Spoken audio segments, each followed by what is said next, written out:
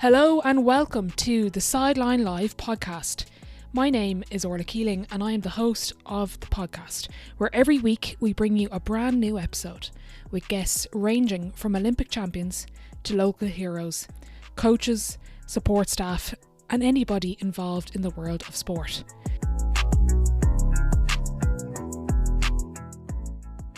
Each week we will dive into different topics, including current affairs in sport, identity, skill, mindset, coaching, and also shine a light on those flying under the radar. So tune in for brand new episodes, new stories, and new insights you've never heard before.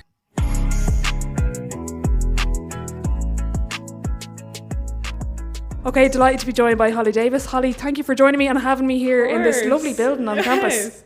Yeah, it's my lovely apartment complex. I'm glad you can come. Yeah, give us an insight, the elevator pitch for people who don't know who you are. Well, I'm Holly. I'm 20 years old. I'm from Cork, Ballincollig in Cork, and I'm a rower. I'm currently rowing on for the University of Texas at Austin, and I'm also rowing and trying to row for the Irish team back home. Very good. I've done a couple of interviews now with Irish people going abroad, and as I was saying to you, always the Cork ones never lose the accent. I'm dead impressed. I'm so glad you said that. I don't plan on losing it anytime soon. How did you manage to get over here? Well, they kind of reach out to you after like junior world championships and stuff like that. I got reached out to through like Instagram DM from a few colleges, and after junior worlds in 2023. Texas reached out to me and they were like, oh hey, just like what you did at Worlds, we'd love to chat. But I kind of was just set on studying in the University of Cork, so I was kind of like, no, I'm not really interested. And then I took my gap year from after school and I trained full time at the National Rowing Centre for a while. And then I was just like, I think a change will be good, like getting away, starting something fresh. So I reached back nearly a year and a half later, I'd say, and I was like, oh hey, like, are you still interested? Like, I'd love to chat and see what like opportunities there are over here. And yeah, it went pretty quick from there. Yeah. What was it like for you growing up and being involved so young in the High Performance Centre in Ireland? It was good. Like, I feel like it was definitely different. Like, I think I kind of went a bit against the grain in terms of, I did 2 years of school online, so and those 2 years I trained full time out in the rowing centre. And it was full on. Like, I think I was kind of just in the mindset of like, oh, like this is an opportunity that I've been given and like they don't come around all the time, and I just wanted to kind of like take it while I had it and just see what I could do. It was a really cool experience and I learned a lot, but it was definitely different. Yeah. What do you think, like, from being in a high performance centre so young compared to, let's say I was rowing in Dublin in just a random club, like what do you think you picked up on being there so early? I think definitely I learned a lot about just kind of taking care of myself in the like big amounts of training that you have to do. I feel like when you're young and you go in and you're with all these like insane, amazing athletes and you're just like, yeah, I want to do it all at 1,000,000% and I want to beat everyone and go as hard as I can from the start, and then you're just like, whoa, okay, I'm literally nearly cursed, sorry. Like 16, 17, 18, I was there, and like, you know, you just got to go in and understand your body and understand what you're capable of and just really try like learn and like take in as much information from the older girls as you can. Like, that's such a like resource that you have, just the girls with all the experience, and like they're so friendly and lovely and they're always willing to show me the ropes. Yeah, I had Africa on, and I think she was still in the High Performance Centre when we recorded. I know she's retired now. She's a full-time podcaster now, and she was saying a couple of things. But just like, what were the kind of insights or snippets they'd give you, like the advice? Even like what I was saying, like, you know, some days like we'd have these really long, like 2-3 hour sessions, and they're kind of like, okay, Holly, like the purpose of this session is just going easy and just like building aerobic base, because I'm like, I go in, I'm like, yeah, 100%, and then an hour in, I'm about to die, do you know? And they're like, no, like easy, just like, is, you know, keep yourself at this heart rate, like look after your body, you know, or when you're sick, or just like look after your body, or nutrition, like all this random stuff like that, like you kind of take for granted, and then when like someone gives you like little tips and you're like, oh, I can see now why you've been here for the last 10 years and you're an absolutely insane rower, do you know? How did you fall into rowing? I was like 12 or 13, and my parents just sent me to a summer camp, probably sick of me being around the house. And it was actually in Lee Valley Rowing Club, which is the little rowing club that was a part of the National Rowing Centre at the time. So literally straight away when I went in there, I was able to see the team, and I was kind of like, oh, that's pretty cool. I think I want to do that, you know. I think rowing has kind of exploded from a media publicity perspective in Ireland. Has that played a part into your kind of that wave that probably watched? Yeah, you know. I suppose I was like, I think I started rowing just a bit before the whole Gary and Paul. So you were in, just to clarify, you were in before. I wasn't. No, not at all. But like, of course, like that was like, oh my God, like this is so cool, this is so big, and this is the sport, it's so exciting. And then just as I started to kind of get like competitive with it and started to try and make the team, the women's 4 won the bronze in Tokyo. And like that was so cool, because then I had these like women that I could look up to, and they were literally there like training next to me, and I was like, this is just like epic. Like I just get to watch these girls like do what they do, and it's just so inspirational. So that was really cool. So I think it was, obviously the whole Gary and Paul thing was like just cool, and like it just like blew up rowing. But I think it was the women's 4 in Tokyo. I was just like, yeah, like these girls did it. They're in the same place that I am and doing the same thing I'm doing. Like, why can't I give it a go? Yeah, I love Paul's interviews. Just put the He's get in hilarious. there. I remember Graham Norton, and that was just comical from start to finish. But the particular line when Paul was like, or your man Garrett was like, is it hard to get in the boat now with all the publicity? And Paul just goes, no, you just pick the boat and you get in, and you just. Yeah. But do we overcomplicate elite sport? Like really, when like I know we're on a. And he seemed to be doing anyway. Jesus. He's just like, yeah, I just go in, win the Olympics, no problem. And I was like, fair enough. Yeah.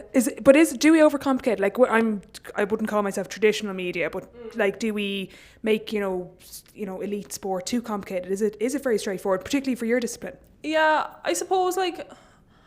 I would think, yeah, there is an element that we do overcomplicate. Like obviously, like I think there's just like, we know what makes us fast, like training and like effort and like attitude, like good attitude, I suppose. And like I feel like when you can just like do that to the best of your abilities, like you're ultimately just gonna get better. Then when it comes down to the like tiny like 1%, like I suppose then you can start to get into the complicated stuff. But I feel like if you don't have the base of just good training, good effort and attitude, like there's no point in trying to go to the more complicated things.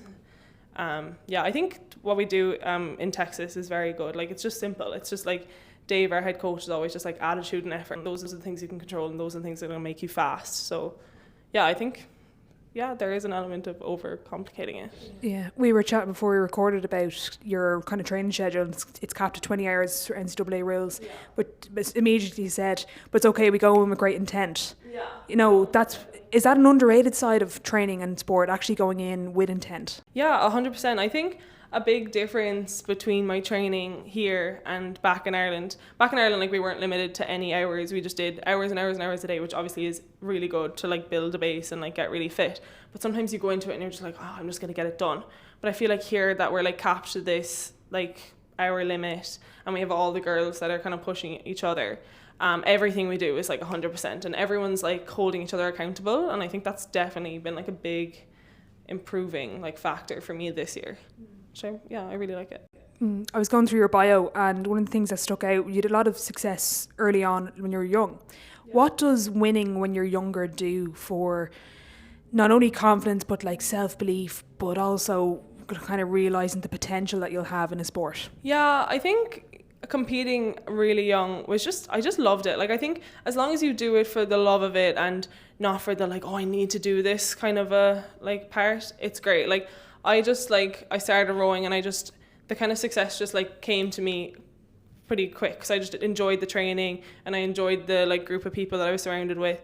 But yeah, it definitely did give me confidence. And then like when I would like when I would compete like an age category up, or when I started rowing in the National Rowing Centre, I feel like I just had that in the back of my head being like, Holly, you've done like okay things before, like you've been in hard situations before, you've had to push yourself before, so you have to do it again. And it was the same coming here, like, it's good to have like in the back of your head like, okay, I've done hard things before, and now coming here is just a new challenge, and just that confidence, I suppose it is helpful. Yeah, you've kind of like this generalized way too much, but like you've been there, you've done it, you've kind of to an extent. I think it is just like I've been there and I've done hard things, but this like this experience in America is completely different. But yeah, I think it's just being able to believe that you can do hard things. What do you say? I have a lot of younger athletes and also parents. What do you say to someone that whatever sport they're in, they're kind of in that phase of, okay, I'm kind of good at this, but they haven't had success, and it's all a bit unclear as to where they go next. Were you ever at that point either? Yeah, definitely. I suppose like it is harder when, you know, some kids come into a sport and like it's just instant, like, oh, like these people are so talented, and then you've got these other kids that are just like, oh, like shit, like what am I doing wrong? When like it's probably just like, oh, this kid's just a few years like more developed, you know. So I think if you love it and if it's definitely something you see yourself doing, like just put in the work. Like I don't think there's ever going to be work that goes unnoticed, and yeah, it'll definitely pay off, but sometimes it does take a little longer and a bit more patience. But no, it's definitely not like a reason to give up or anything because you haven't gotten instant success, you know. So even like here, like I was saying that when I was younger, like, you know, it did come a little easier to me, like rowing, it was just kind of a natural thing that came to me. But when I came here, we were rowing in big eights, and back home I rowed in singles, so I was like, I haven't a clue what I'm doing. Like I actually feel like I'm just like a novice rower, and like it was just a whole different environment. There's like 60 girls around me back home. There's like max like 4 girls around me. So and I did struggle with that last year. Like it was harder for me than it was back home. But I was just like, no, like I know I'm a good rower and I know I can do it. It's just going to take some time. And like if I just keep putting my head down, keep working, keep just being a good teammate around me, it'll come. And I think this year, like I have like, you know, I have noticed that I've improved and it's coming a bit easier. So it's good. Give us an insight. When Paul oversimplifies and says you get in the boat and you go from A to B as fast as you can, when you say go from a single boat to an 8, what's the difference? I was introduced to the term NARP, non-athletic regular person. So for all of us NARPs listening, what's the difference? So a single, it's a very small boat, very thin. You've got 2 oars, you've got one in each hand, and you're all on your own. You race completely alone, you train alone. And then the 8, you've got 1 oar. So every second person has an oar on each side. And obviously there's 7 other girls and you. And then there's a little coxswain, and then she sits up the front, or he sits up the front and steers and shout abuse. Tells you what to do. Yeah, that too, I suppose. But yeah, so it is very, very different. I suppose like, it's all rowing and it's all the same fit and the same principles, but no, it's a different skill. So do they not have singles or here? No, so we race 8s and 4s competitions. So why is that out of interest? They don't have singles? I don't know. It's there's like they don't have sculling at all. So there's okay. Yeah, they don't have any like singles, doubles or quads. Okay. And then we train some pairs in the fall, but when it comes to racing season, it's 4s and 8s. Okay, right. I always love asking around the kind of mental and the physical side. If you were to put it in percentages, is it more of a physical or a mental challenge rowing? That's actually a tough one. It depends on the day.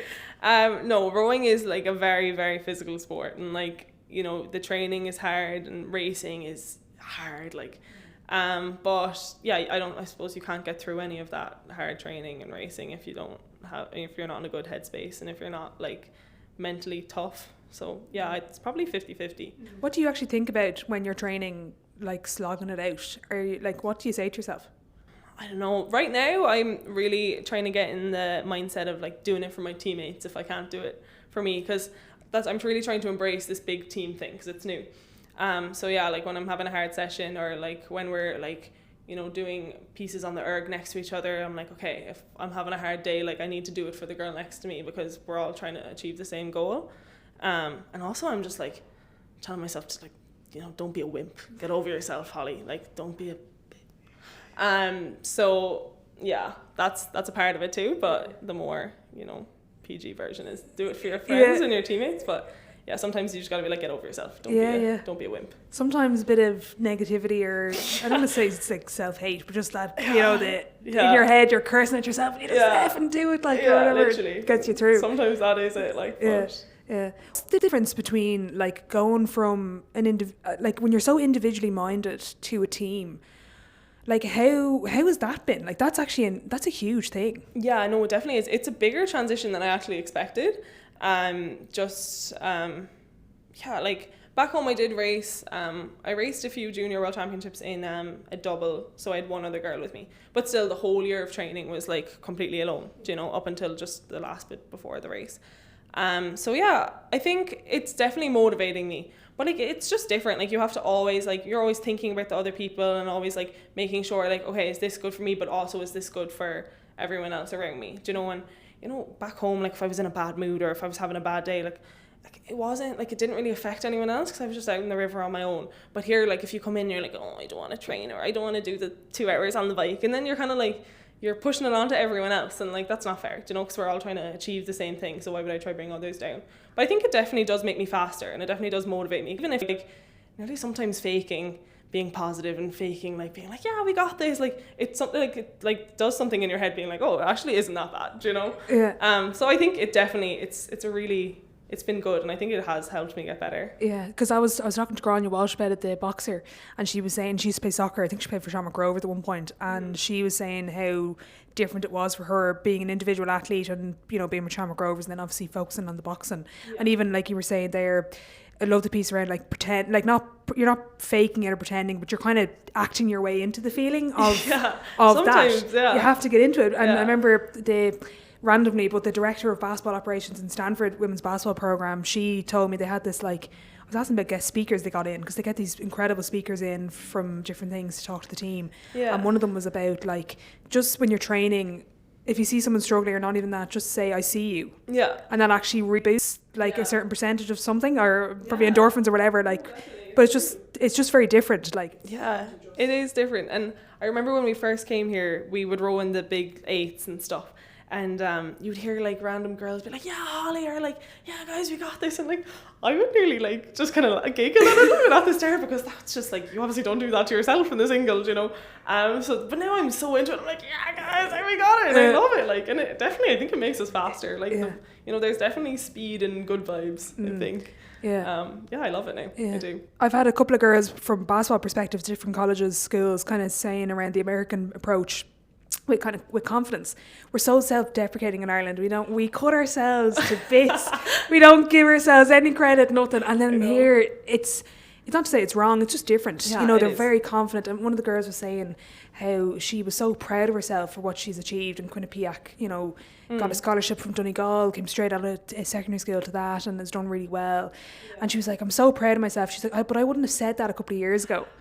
Have you noticed that? I have. I definitely have. Like, I feel like we just don't, like, we never like look back and be like, oh, this is actually what I've done. I feel like you're always kind of looking to the next thing, and I haven't done this yet, I haven't done that back. And then you go back and you're like, oh, actually, like, me getting a scholarship here is cool, and, you know, me racing in this event and that event is actually cool, but you never like appreciate when you're doing it. But yeah, people here, definitely the team here, like, bring you up, and they're like, I know, Holly, like, what you did there was so cool. And I'm actually, oh, okay, maybe it is. But back home, you'd be mortified to say that. You'd be mortified to be like, yeah, like, I actually did a really good time in this thing. And, like, it was kind of impressive. But no, you'd never say it back home. And I suppose I'm still a bit like that here. But the girls definitely try to bring it out of you. And they're really, really supportive. Yeah. It's even like Paul, not to go back to him, but I just love his interviews. But he's just like, yeah, you just go on the boat and you go from A to B. That he's nearly talking himself down. Like, that's so Irish. Like, it's the most Irish thing you can do. Yeah, like, it is more complicated than that, and it is more impressive than that. How have you found the internationals, the other, like you were saying, Australians, you know, different countries, training with them, getting to know them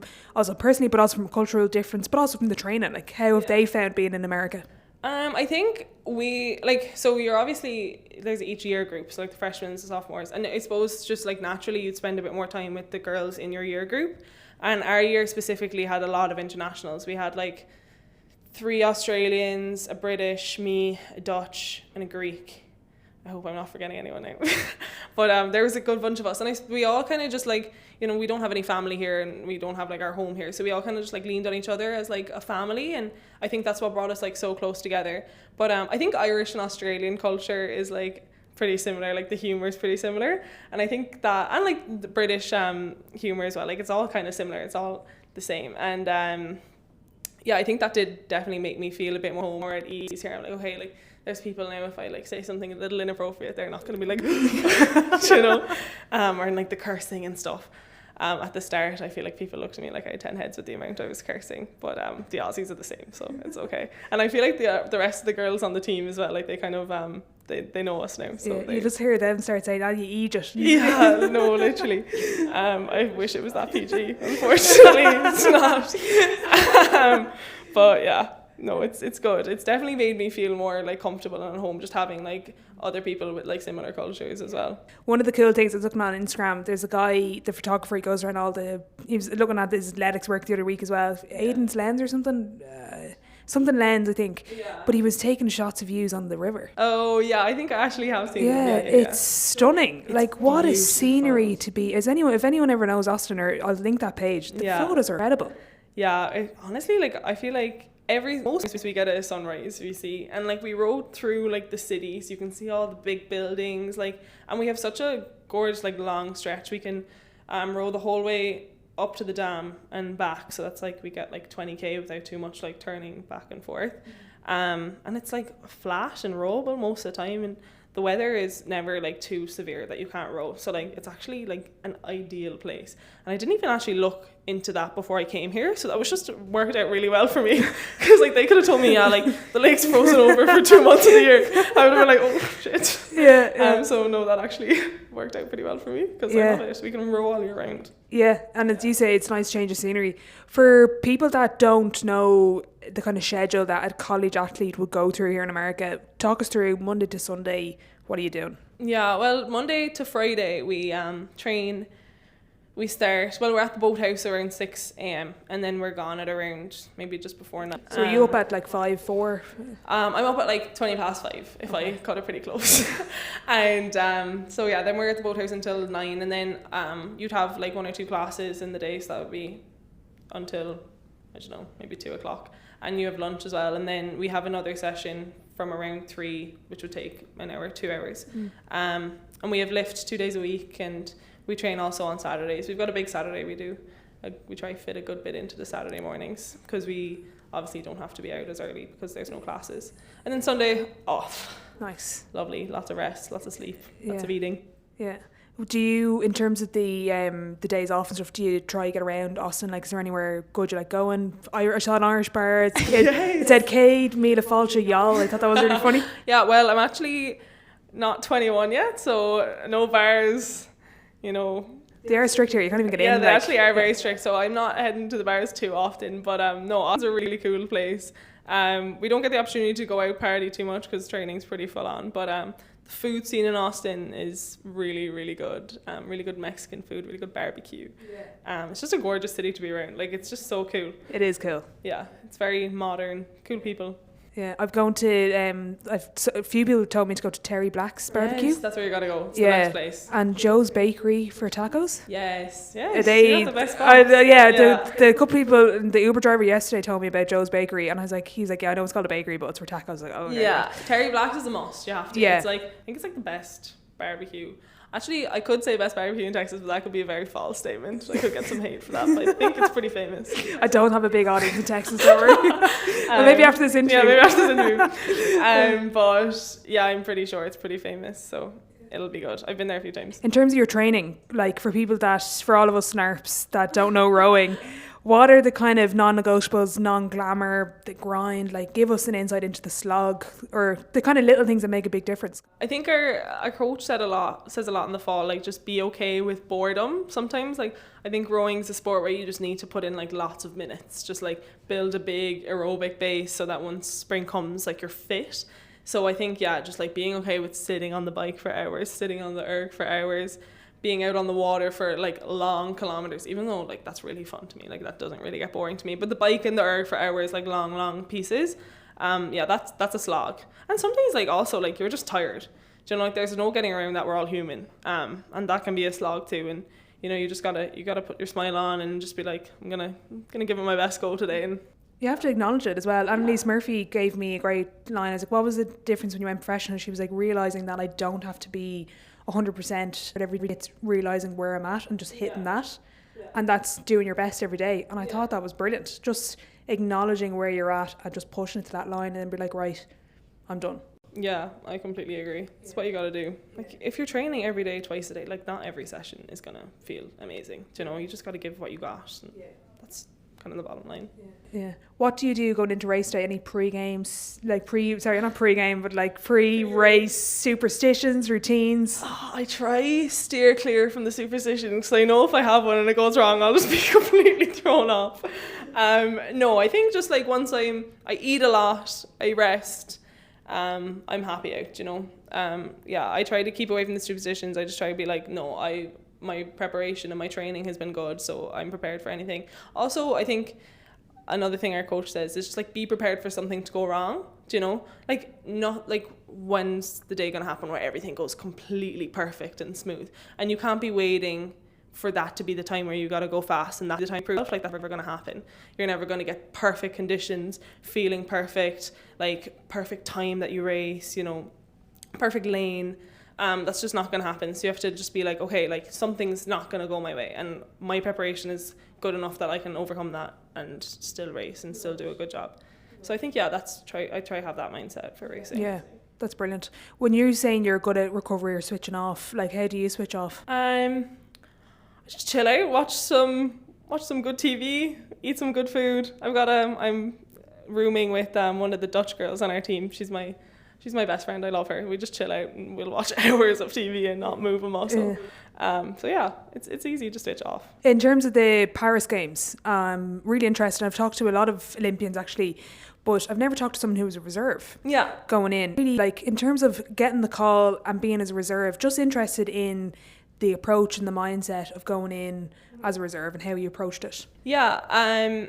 So when I was told, I was completely honoured. I was like, when I did the year of training with the team, I was just like, I'm young, I don't know what's going to happen. I'm just going to throw everything at the year, try my best and see what happens. And then when I was told that I was going to be the reserve, I was like, yes, oh my God, amazing. I love it. Such a cool experience. I think I went in just being like, I'm going to be this person for the girls to just lean on and be there for whatever they need, and also just like soak in everything I can learn from them. Do you know? I feel like it's kind of like, I nearly used it as like a preview for hopefully if one day I get to race, or even just like for big races, you know, like what are the girls doing? Like how are people like, you know, dealing with this whole like extra like attention, the fact that it's the Olympics, the fact that it's this bigger thing. So I was just kind of trying to take in every little bit of information and also like be there for the girls, whatever they needed. If they just need to have one, you know, after a race one day, or like someone to be like, oh my God, what you did was amazing, or someone to be there to console them if things obviously didn't go their way. And I hope I did a good job. Yeah. I think the girls seemed happy enough with me being around. Yeah. That's incredibly mature to have that approach. Did you talk to anyone? Did you get advice around that, or was that just your natural instincts? No, I actually I didn't, because the girl who was the reserve the year before, she wasn't on the team at the time. So I think I was just like, yeah, like what would I want the reserve to be for me if I was in their position, kind of a thing. Just like, yeah, not be in anyone's way, but be there if they need me to be there for them. It was a really, really cool experience, and I'm so glad. Just if anything, I could have just been there for the girls when they needed me. What did you learn being there? Like, I was talking to a couple of people, like I always think of Rashida not going to Tokyo. Is there something she could have picked up? I'm not saying that would have made a difference for her getting a medal, but is there, like Daniel Whiffen, I spoke to him about, he learned a few things in Tokyo that it helped him in Paris. Was there anything that you'll pick up that hopefully you can maybe implement when you if you get picked for LA? Yeah, I think, it kind of sounds a little anticlimactic, but I think I learned that it is another race, do you know? It's just another 2K. It's all the same athletes that you see at World Championships every year. It's literally just a race, but you see the rings, do you know? So I think it was kind of like, okay, like if this is just another race that I'm seeing, and I'm seeing the same people race again, okay, the Olympics actually is just, you know, senior World Championships just kind of on steroids, you know? No one's on steroids, not like that. Shit. Edit that. Yeah, I don't know. I didn't mean it like that. And I knew what you meant. So yeah, I think it was actually good, because I was kind of like, oh, okay, this is just a race, and I've raced. I can do this. So yeah, I think it kind of just made it like not seem like this big huge thing in my head, if you know what I mean. That's so important, again, to just acknowledge it. Like, learning from what I've learned so far from you is the intent going into training, but actually acknowledging when you're not feeling good, acknowledging that the Olympics is just another race. Like, I don't know if you've read David Gillick's book, and it's only out about a week, so I don't know how you'd read it. And it's all, I don't even know if they said it here. But he was saying how, like, going into Beijing in 2008, he was so, like, pushing. He had, like, to be perfect engraved in an iPod Nano. Like, that was his goal. And I just think he was looking back, he was like, that's nuts. And I'm just reading that, I was like, that is mad. Yeah. But, like, as you say, as your coach said, I think that's a brilliant line as well. Just like nothing will be perfect. Yeah. Like, but acknowledging that's just class. Did you stay in the Olympic Village out of interest? No, the rowing venue was a bit far away from the Olympic Village. Yeah. So we stayed in, like, this, like, hotel with a few other countries' rowing team. Yeah. So it was a bit of a different experience. Yeah. But it was cool. I really enjoyed it. Did you get to go into the athletes kind of village or anything like that? I actually didn't. So my summer that year was actually hectic because I was also racing at the under-23 World Championships, like, pretty quickly after the games. So once racing was over, I kind of just packed up and went back and started training for U23 Worlds. So, okay. Yeah. So you didn't end up in O'Sullivan's for... I actually did go and say hello to everyone, but I was... Just quick hello, see you later. Yeah, in and out. No, I had to go straight back to race in Canada at Worlds. Yeah. Do you feel like you've learned anything from the last couple of years, like kind of the big races or the big competitions that you've implemented day to day? Like, I was even asking Daniel, how do you break down like a 4-year cycle for the Olympics? Like, and we probably overhype the Olympics in terms of from a media perspective. There are big races. Like some people would much rather a world championships medal than an Olympic medal, but just interested in being at the end of a 4-year cycle, learning and then implementing stuff for the next 4 years. Yeah, I think coming here after the Olympic year, it was just kind of like easy for me to be like, okay, like LA is in 4 years. I don't know where I'm going to be in 4 years. I don't know what's going to be happening. So, like, I'm focusing on just getting fitter and stronger and faster right now. And then whatever opportunities come my way, like, I'm going to take them. But I'm not going to be like, oh, like, I'm locked in for the next 4 years on the Olympics. Like, that's just unreasonable and I'll go crazy. Do you know? Right now I'm here and I'm rowing with Texas and I'm focused on being as good of a teammate and as good of an athlete as I can be right now, and hopefully I'll be able to make bolts in the spring, and hopefully I'll just, you know, push the team on as much as I can in the spring. And then after that I'll come back home and hopefully I'll be in a position to trial for U23 Worlds. And then I think I'll just, like, take it bit by bit. Like, hopefully I'll make U23 Worlds, and then if I do that, like, I'm going to hopefully, like, just go and put out my best performance there. And then I think if you just focus on the smaller things, like, the bigger things will just come as a result of you just improving. I think if I start thinking about, like, LA now, I'd just be like, what? Like, where do I even start? You'd probably implode. Yeah. Like, it's so far away, like. Yeah. I'm actually just going to lock in for 4 years straight. But straight after this interview, just LA on your screensaver. Literally, no, you're not going to see me until 2029. No, that's not sustainable at all. Yeah. In terms of, when you say faster, fitter, stronger, how do you balance all of that and, like, finding, like, as I was saying to a couple of, like, Sophie Beck and a couple of sprinters, I feel like elite sport is like trying to find the max, going to the max without stepping over that line or you'll get an injury. Like, how do you find all of that and find the limit? I think what is, like, I'm so lucky that I have like a lot of trust in my program and a lot of trust in the coaching staff that they're not gonna, like, train us into the ground, you know. I feel like there actually is a bit of a stigma in America that, like, oh, like, you're just a number and you're gonna get trained into the ground. But, like, my experience here, like, our coaching has been so considerate of our bodies and so considerate of, like, how much he's gonna push us.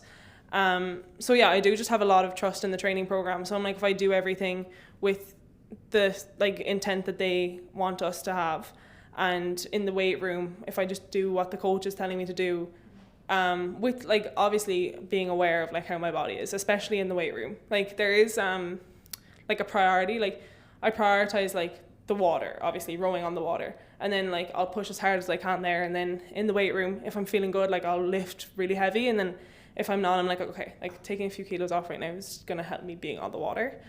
But yeah, I think just having trust in the people around you and the program does help me. I haven't had to, like, make my own program or, like, anything. So yeah. Very good. You've very good self-awareness in terms of, like, you have to, as an elite athlete, you have to know where you're at. Yeah. Yeah, you do. In terms definitely. Of my favourite question to ask everybody is, what separates the best athletes from the rest? What is it that you've seen? You've been around some serious level people. Yeah, I definitely have. I think I think it's definitely just like a mindset. Like I think it's just like understanding your abilities and just like controlling your effort and your attitude and constantly just like going for it. Just like going for it and just being a racer. Like I think people like train hard. Like everyone can really, really train hard, and everyone like knows. You can like look up ChatGPT like how to have like the best training program ever and the best nutrition program ever, and you're probably going to get something similar to what like the best people are going to tell you.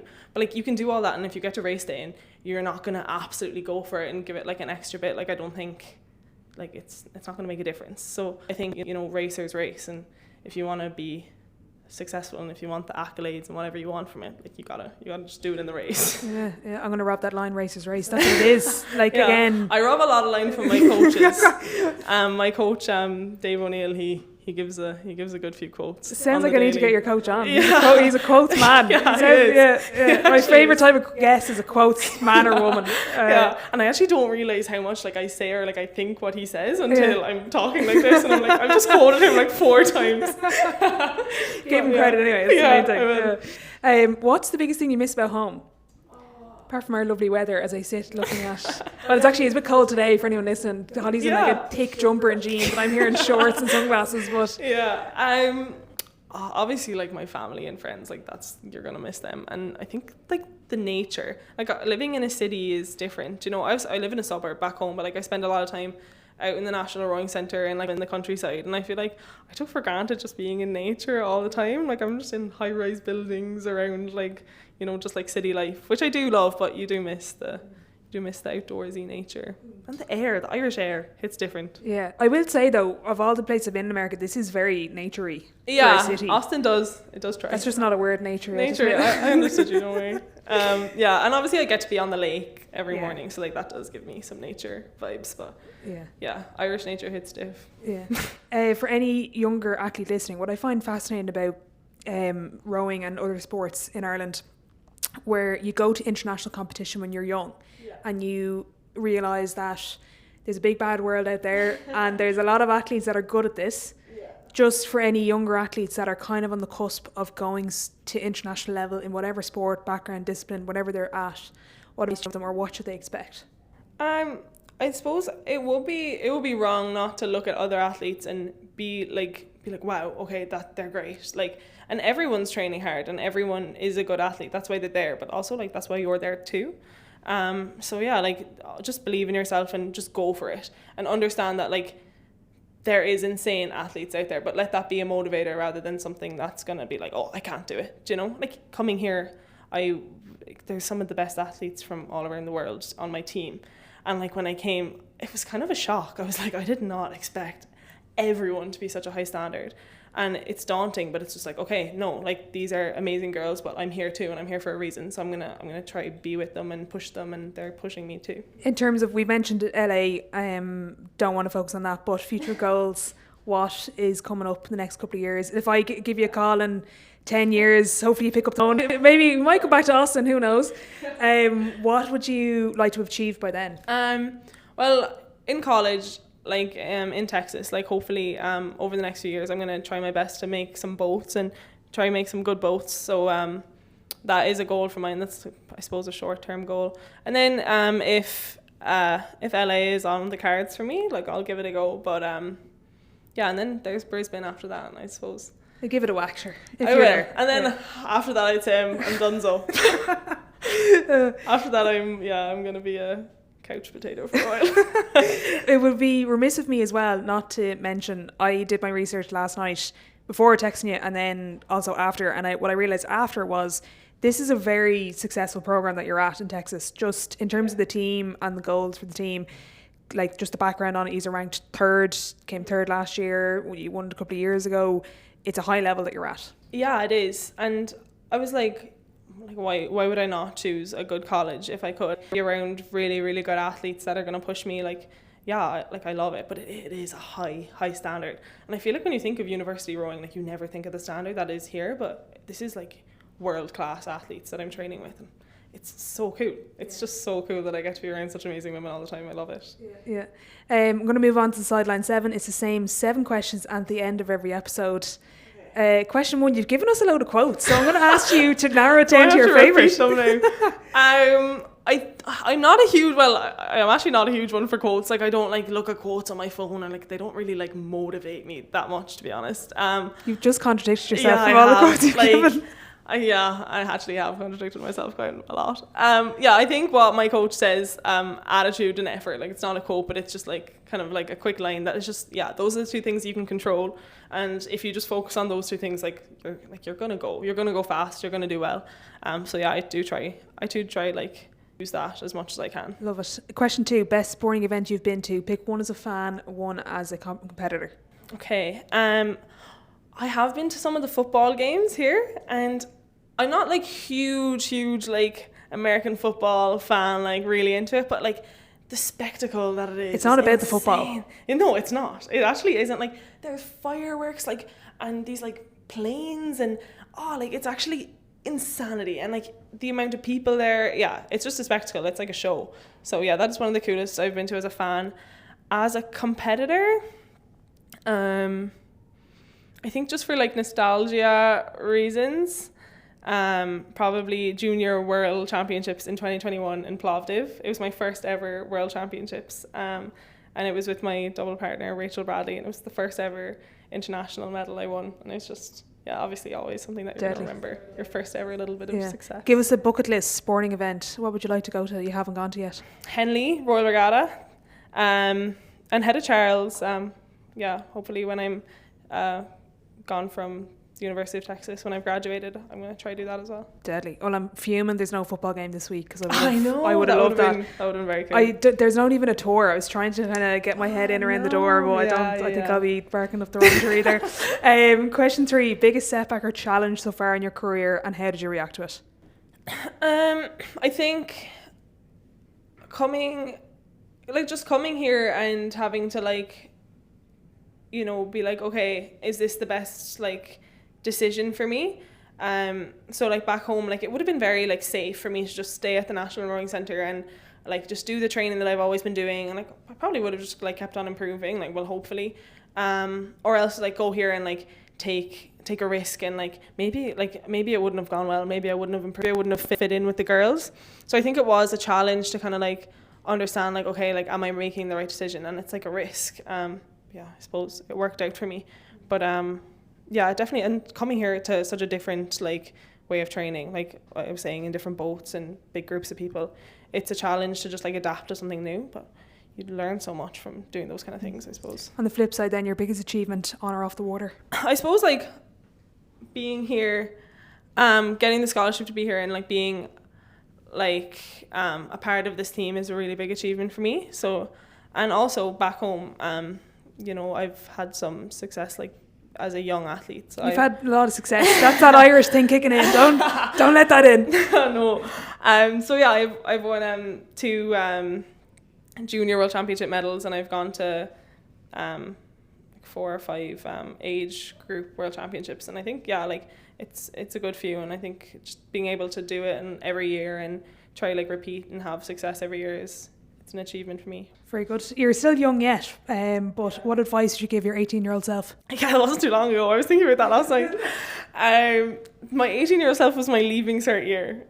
So I'd gone back to school after I'd taken the 2 years of online school, and I was training to go to Junior World Championships in the single scull. I think I would just say, just like, have patience, put the work in, and like it's gonna work out.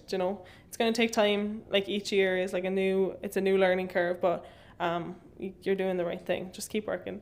What advice would you give younger rowers? And adding this in, sorry, is another question, in terms of being and maybe wanting to pursue rowing abroad and kind of not maybe following the traditional route of secondary school and staying in Ireland? What advice would you give them? I would say absolutely do it. I think when you're my age, if there's an opportunity to go and travel and experience something new and learn something new, do it. And the rowing community I've found here has been absolutely amazing, and I've made like the best friends in the whole entire world. And I have no doubt the rowing community in all other colleges, or a lot of other colleges around the US, are very similar. I could not recommend it enough. Take the risk, take the opportunities that you have, we're always just a flight away from home, you know. It's just one. Maybe 2 for Austin. Yeah, maybe 2. But we're always like, we're not as far as we think we are. Question 6, dream dinner guest and why?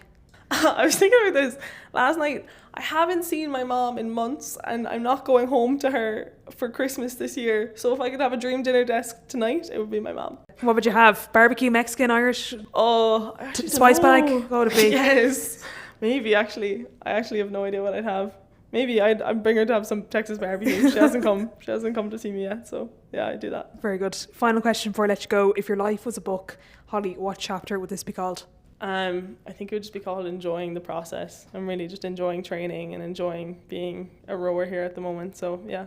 Love it. If anyone's listening that wants to reach out, get in touch, ask questions, follow your journey, where is the best place to do that? I suppose Instagram, HD Holly Davis. I'll leave your Instagram in the description link. Holly, I've loved this. Thank you so much for your time. Thanks for having me in this lovely apartment building study area. Yes. And best of luck. Looking forward to keeping in touch. Lovely. Thank you.